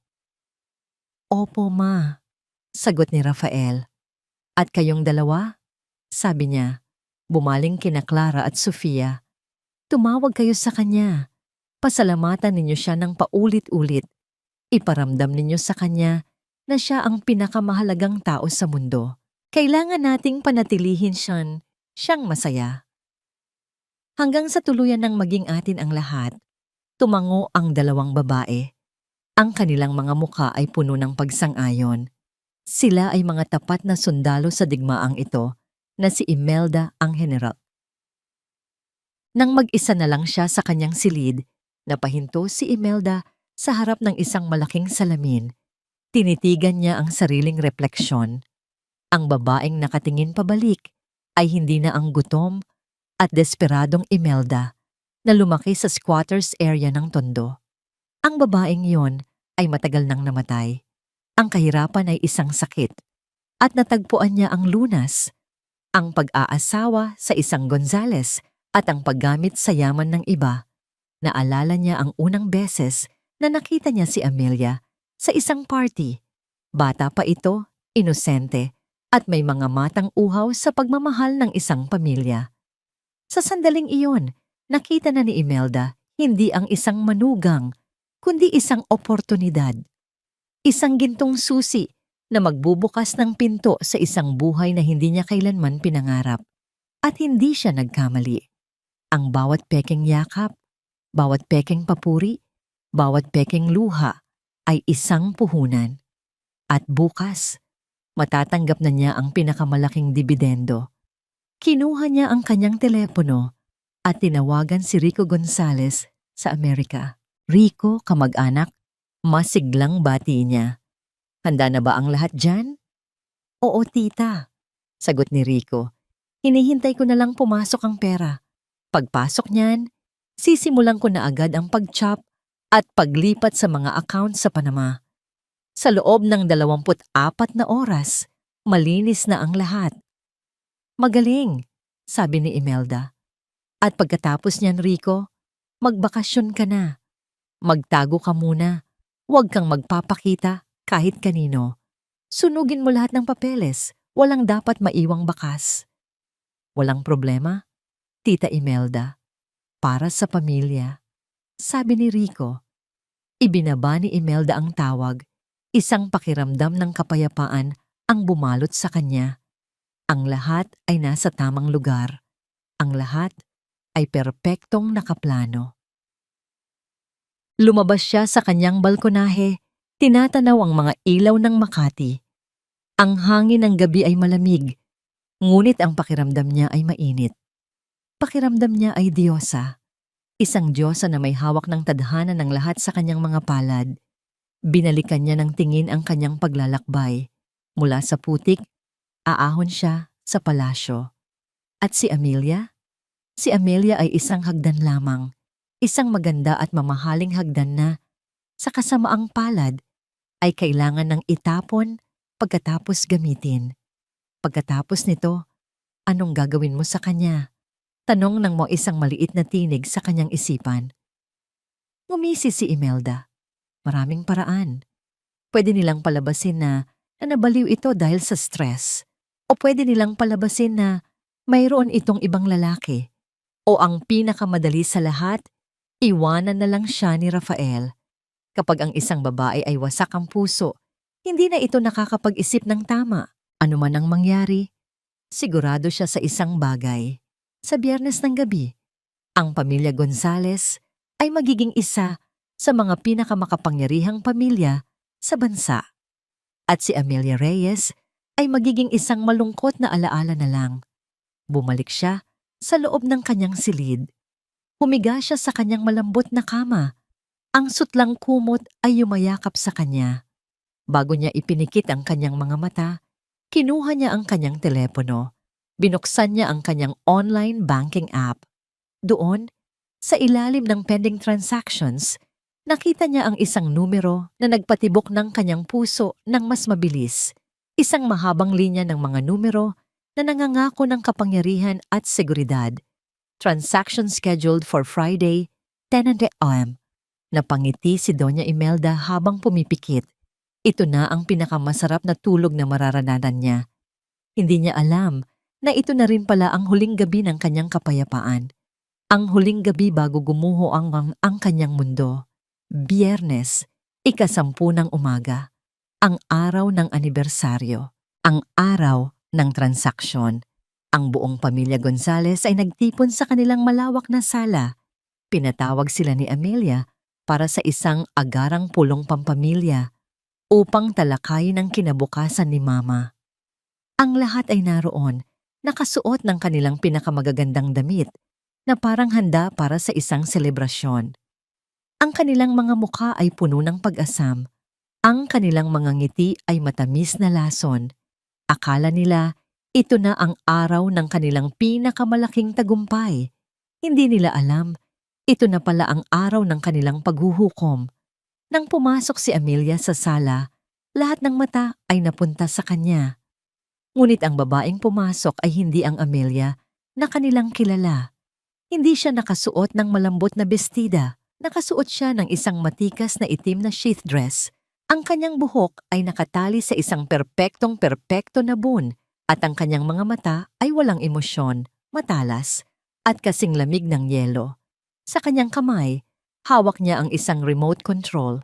"Salamat sa pagdating ninyong lahat," sabi niya. Ang kanyang boses ay kalmado, ngunit umaling-aungaw sa nakabibinging katahimikan. "Mayroon lang akong ilang bagay na gustong linawin bago natin tuluyang pagalingin si Mama." Pumunta siya sa harap ng malaking flat-screen TV na nakakabit sa pader. Isang pindot sa remote at ang screen ay umilaw. Ang unang lumitaw ay isang larawan, isang mugshot. Ang mukha ng isang lalaking nakasuot ng orange na jumpsuit. Ang mukha ni Dr. Rico Gonzalez. "Sino yan?" Nagtatakang tanong ni Clara. "Anong kalokohan ito, Amelia?" Iritableng sabi ni Doña Imelda, ngunit ang kanyang mga mata ay nanlaki ng bahagya sa pagkakilala. Hindi sumagot si Amelia. Pinindot niya ulit ang remote. Ang sumunod na lumitaw ay mga nascan na dokumento. Mga papeles mula sa Korte ng California. Ang kaso? Medical fraud and malpractice. Ang hatol? Guilty. Ang parusa? License to practice medicine permanently revoked. Isang kolektibong paghinga ng gulat ang naririnig sa silid. Ang mukha ni Rafael ay nagsimulang mamutla. "This is slander. Kasinungalingan yan." Sigaw ni Doña Imelda. Sinusubukang bawiin ang kontrol. "Paano mo nagagawa ito sa amin, Amelia? Pagkatapos ng lahat?" "Pagkatapos ng lahat?" Tanong ni Amelia. Sa unang pagkakataon ay tumingin ng diretso sa mga mata ng kanyang biyenan. "Nagsisimula pa lang tayo, Doña Imelda." Isang klik pa. Ang pekeng medical records na ipinadala nila sa kanya ay lumitaw sa screen. Sa tabi nito, lumitaw ang isang opisyal na pagsusuri mula sa isang totoong panel ng mga oncologist sa St. Luke's Medical Center. Ang bawat pekeng resulta ay may katabing malaking pulang marka na nagsasabing fabricated at medically impossible. "Anong?" Nautal na sabi ni Sofia. At pagkatapos, ang huling ebidensya, ang pinakamabigat sa lahat, ang komplikadong diagram ng money laundering, ang sapot ng gagamba na nag-uugnay sa pangalan ni Amelia, sa GE, sa mga shell companies sa Panama, at pabalik sa Gonzales Prime Properties Corporation. Sa sandaling iyon, ang lahat ng pagkukunwari ay gumuho. Ang katahimikan ay nabasag ng sindak. Hindi totoo yan," sigaw ni Clara, nanginginig. "Rafael, sabihin mo sa asawa mo na itigil na ang kabaliwan na ito." Utos ni Imelda. Ang kanyang boses ay puno na ng purong panik. Ngunit si Rafael ay hindi makapagsalita. Nakatitig lang siya sa screen, ang kanyang buong mundo ay gumuho sa harap ng kanyang mga mata. Nahuli na sila. At sa gitna ng kaguluhan, si Rafael, sa sukdulan ng kanyang kahinaan at takot, ay gumawa ng isang bagay na tuluyang sumira sa anumang natitirang pagtingin sa kanya ni Amelia. Bumagsak siya sa sahig. Gumapang siya palapit sa mga paa ni Amelia na parang isang asong humihingi ng awa. "Amy, please, patawarin mo ako," humahagulgol niyang sabi. Niyayakap ang mga binti nito. "Hindi ko sinasadya. Si Mama ang nag-utos ng lahat. Sunod-sunuran lang ako." "Amy, mahal kita. Please, wag mo itong gawin sa amin. Patawarin mo na kami." Tumingin si Amelia pababa sa lalaking minsan niyang minahal. Ang kanyang asawa, ang kanyang hari. Ngayon, isa na lang siyang kahabag-habag na estranghero na gumagapang sa kanyang paanan. Wala siyang naramdaman, walang awa, walang galit, wala. Dahan-dahan niyang inalis ang kanyang binti mula sa pagkakahawak nito.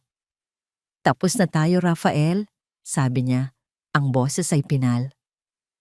Sa sandaling iyon, tumunog ang doorbell.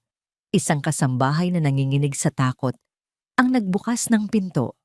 Pumasok si Attorney Kat De Leon. Hindi siya nag-iisa. Sa likod niya ay sina Director Santos at Agent Cruz ng AMLC, kasama ang isang grupo ng mga unipormadong pulis. Ang lahat ng kulay ay nawala sa mukha ni Doña Imelda.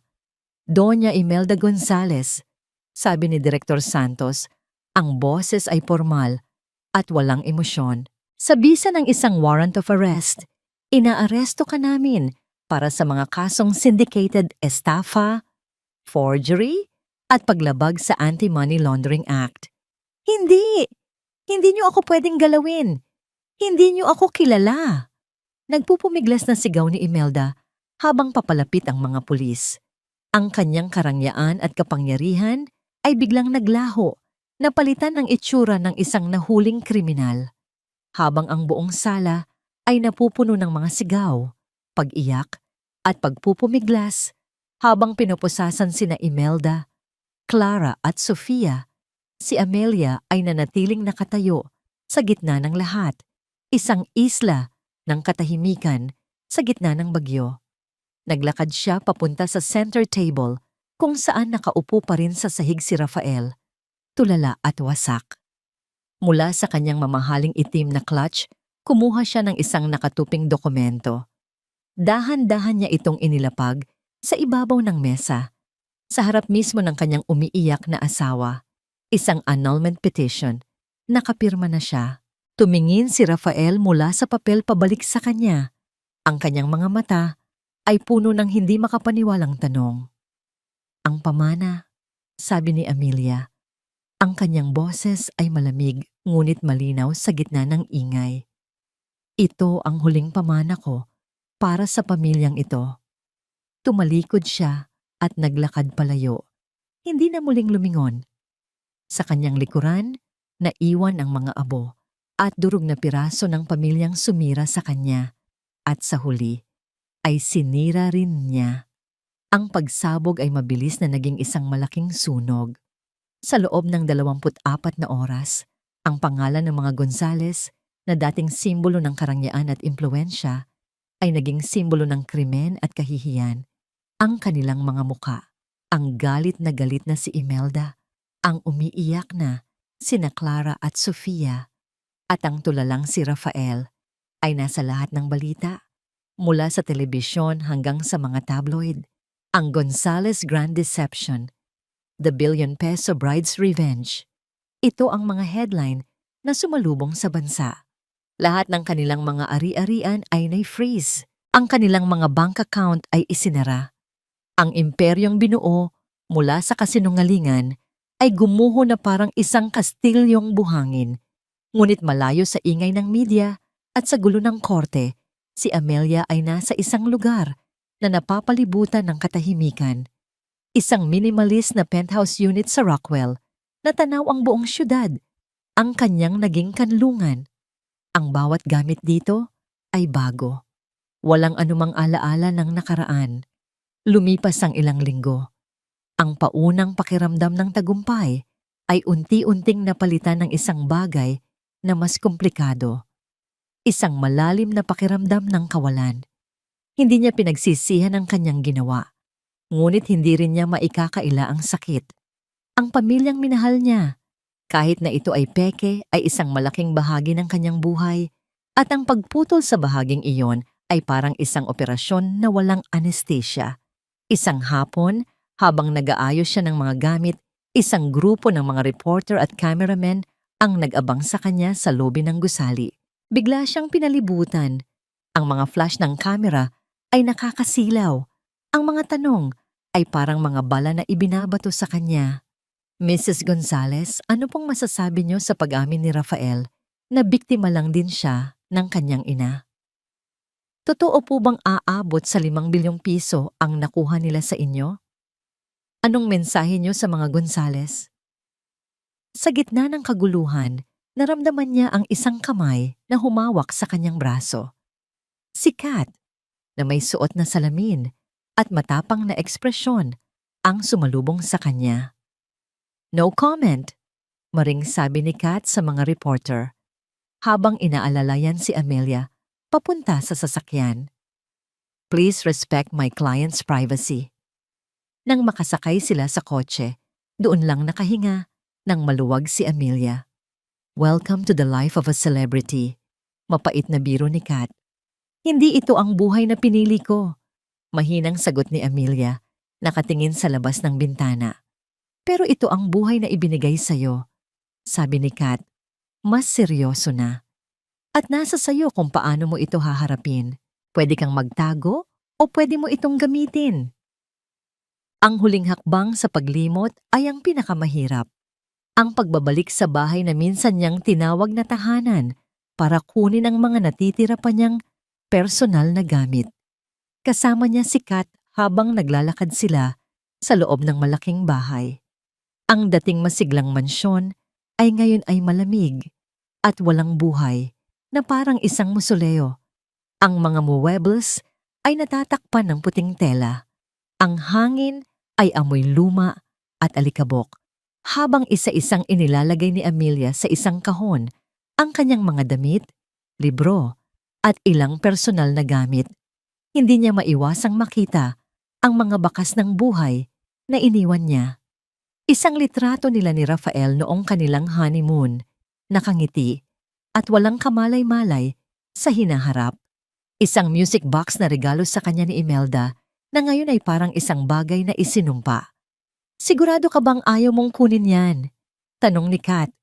Itinuturo ang isang cabinet na puno ng mga mamahaling alahas, mga regalong bigay sa kanya ng mga Gonzales.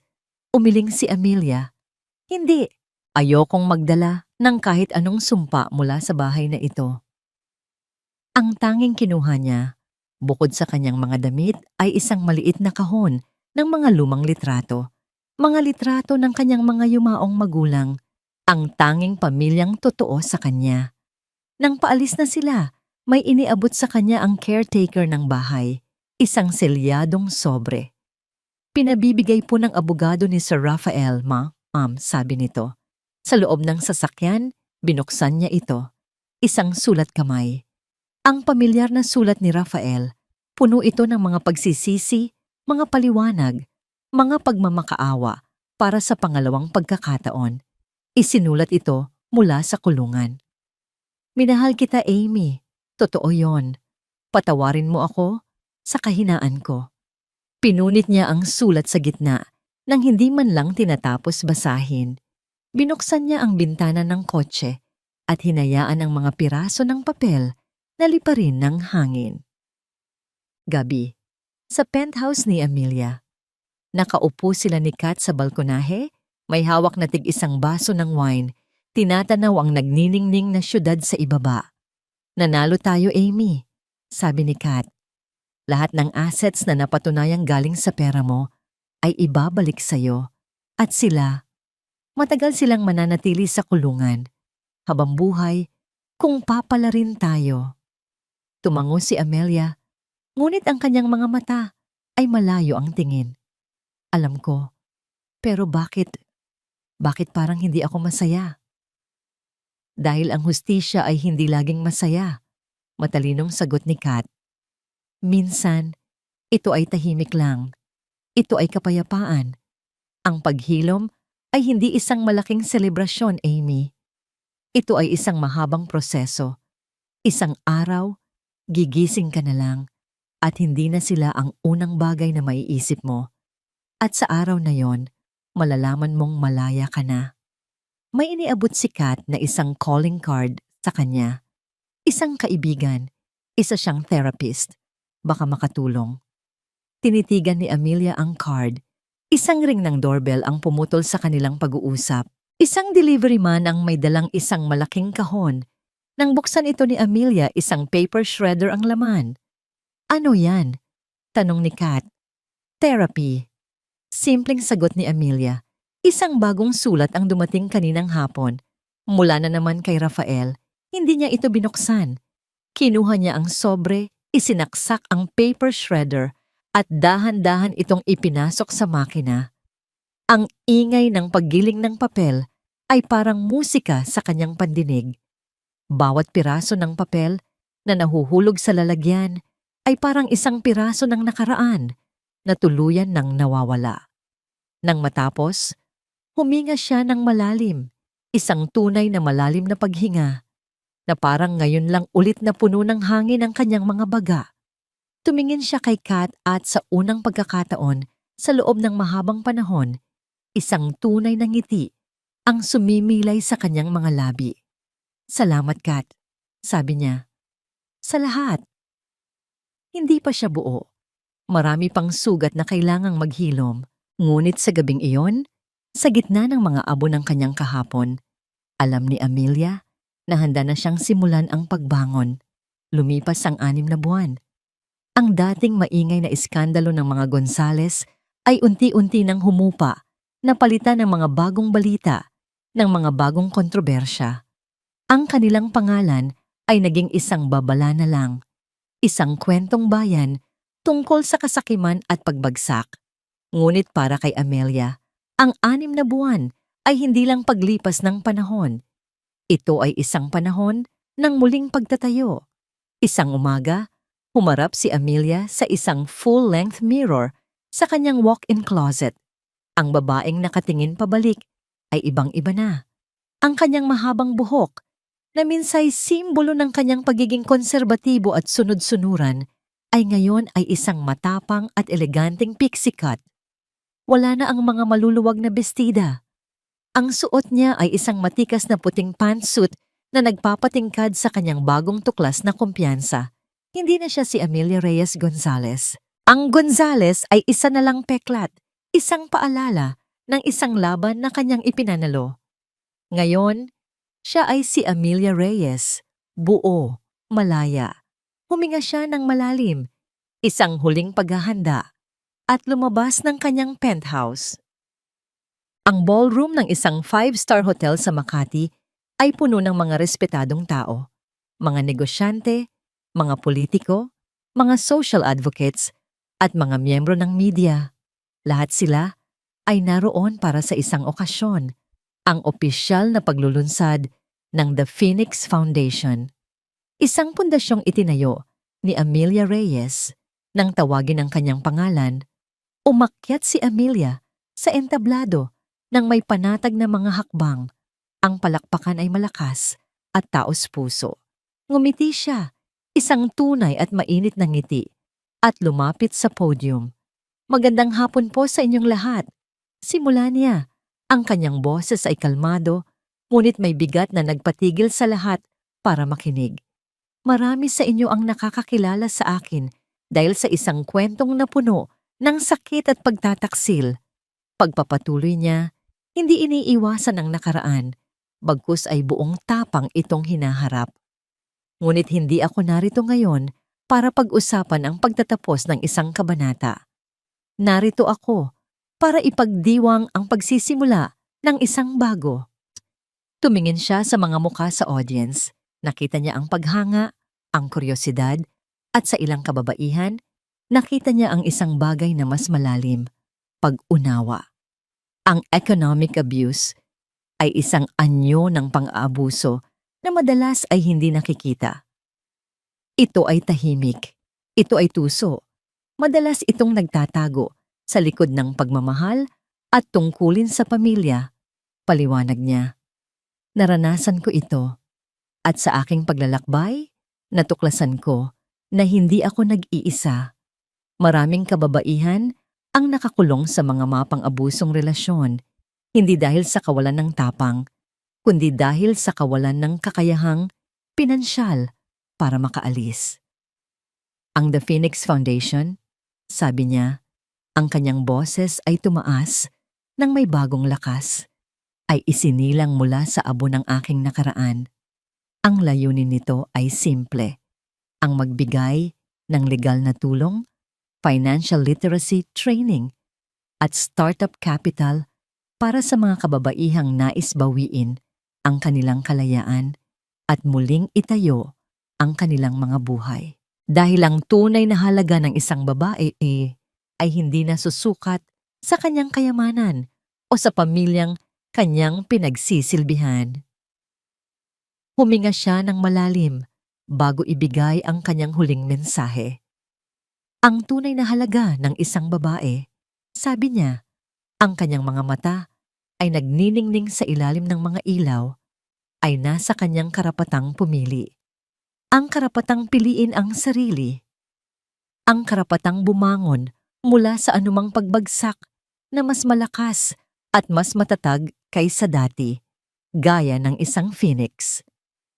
Ang ballroom ay napuno ng isang malakas na palakpakan. Tumayo ang lahat.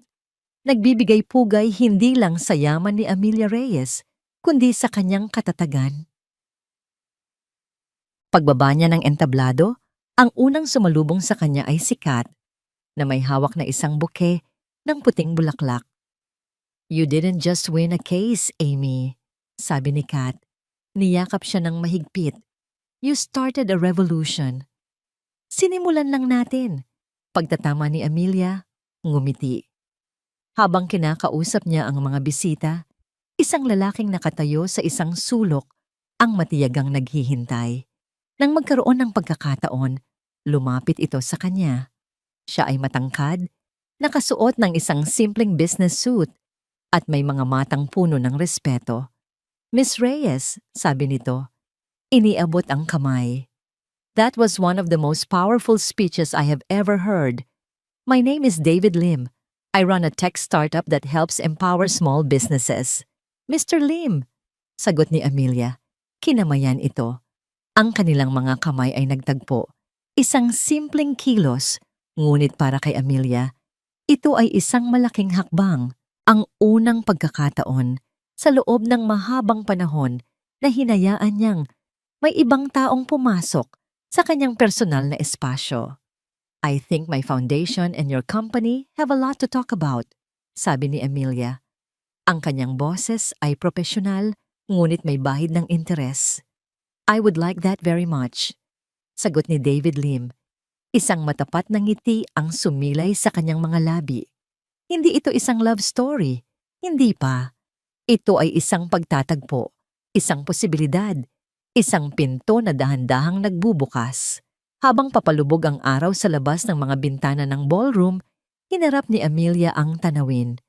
Ang mga ilaw ng syudad ay isa-isang nagsisimulang sumindi, na parang mga bituin sa lupa. Para sa kanya, bawat ilaw ay isang simbolo ng pag-asa. Hindi na siya bihag ng isang madilim na mansyon. Hindi na siya alipin ng pag-ibig ng ibang tao. Ngayon, ang buong syudad ay nasa kanyang paanan.